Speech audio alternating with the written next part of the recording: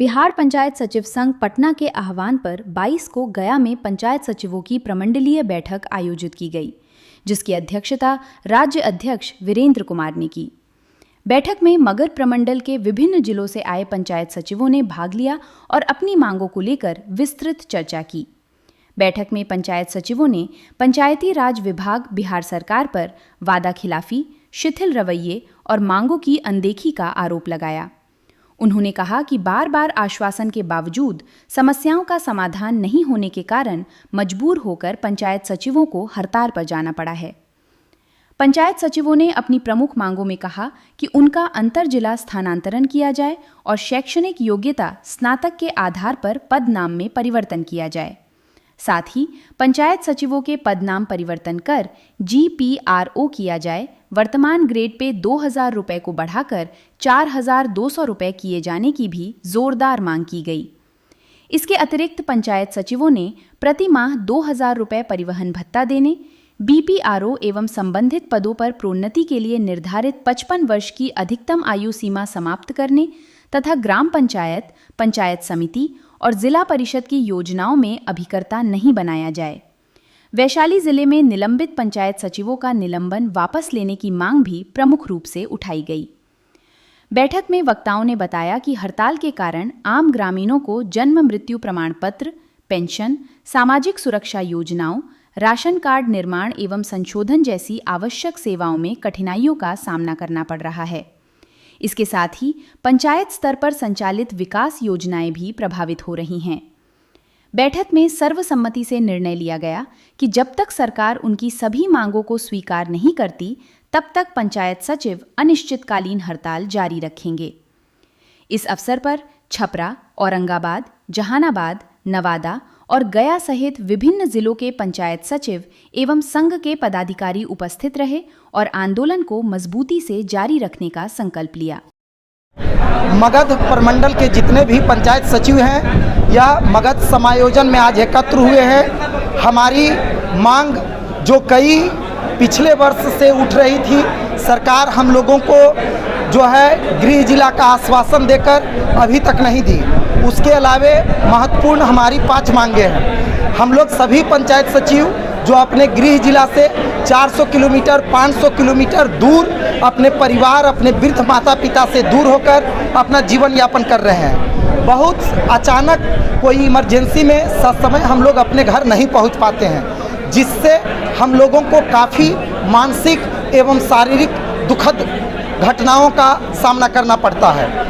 तो सरकार एवं विभाग से हमारी मांग है कि जो आपके द्वारा हम लोगों को गृह जिला का आश्वासन एवं अन्य प्रक्रिया द्वारा हम लोगों के द्वारा आप पोर्टल के माध्यम से जो हम लोगों का ऑप्शन के अनुसार जो गृह जिला एवं अगल बगल का जिला जो चयनित किए हैं उससे संबंधित जल्द से जल्द हम लोगों को गृह जिला भेजा जाए। हमारा ग्रेड पे क्योंकि लेवल 3 का पंचायत सचिव सुपीरियर पोस्ट है, सरकार का खुद एक लेटर के द्वारा इसे सुपीरियर पोस्ट बताया गया है, लेकिन इसका ग्रेड पे 2000 है। तो सुपीरियर पोस्ट के नाते इसका ग्रेड पे कम से कम 4200 होना निश्चित है। उसके अलावे हमारी तीसरी मांग अभिकर्ता से मुक्ति है। पंचायत सचिव एक सरकारी कर्मी होता है और उस सरकारी कर्मी को हमारे पंचायत स्तर पर सरकार के नियमों के अनुरूप अभिकर्ता बनना पड़ता है। अभिकर्ता दैट मीन्स एक ठेकेदार। तो बताइए, हम लोग का ग्रेड पे आज 2000 है, उस 2000 की राशि से हम लोग इस अभिकर्ता का कैसे काम पूरा करवा सकते हैं। इसलिए सरकार से निवेदन है कि कैबिनेट में जो पास हो गया है टेंडर सिस्टम, उसे जल्द से जल्द लागू करवाया जाए। उसके अलावे हमारा जो नाम है पंचायत सचिव, उसको ग्रामीण विकास पदाधिकारी या विलेज ग्राम विकास पदाधिकारी या GPRO कर दिया जाए। उसके अलावे हम लोग का प्रमोशन 55 वर्ष के बाद होना है। तो इस जो विसंगतियां हैं, क्या 55 वर्ष तक सभी कोई नौकरी करने में सक्षम रहेंगे? तो इसलिए सरकार की इस पॉलिसी को जल्द से जल्द ख़त्म करें और हम लोगों का प्रमोशन टोटल BPRO का 25% में किया जाए और उसको प्रमोशन कम से कम 5 वर्ष कार्य क्षमता रखा जाए कि अगर 5 वर्ष तक आप अपने कार्यों का दायित्व को अच्छे तरह से निर्वहन करते हैं तो रैंकिंग के आधार पर कुल BPRO का वैकेंसी जो आएगी उसका 25% में पंचायत सचिव का प्रमोशन किया जाएगा।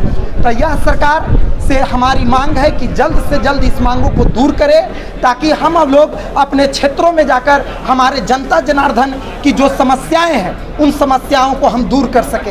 हमारा ऐसा शौक नहीं कि जो जनता जन्म मरण आज पंचायत सचिव सरकार के 29 विभागों का काम कर रही है, अर्थात बच्चा का जन्म से लेकर उसका भरण पोषण से लेकर मृत्यु तक का टोटल क्रियाकलाप पंचायत स्तर से ही होता है। इसलिए सरकार से हमारी मांग है कि हमारे जो भी 5 मांग है उसे जल्द से जल्द पूरा करें, ताकि आपके सहयोग के लिए, सरकार की अच्छी छवि के लिए हम जनता तक जाएं और ये सरकारी योजनाओं का लाभ जन जन तक पहुंचाएं।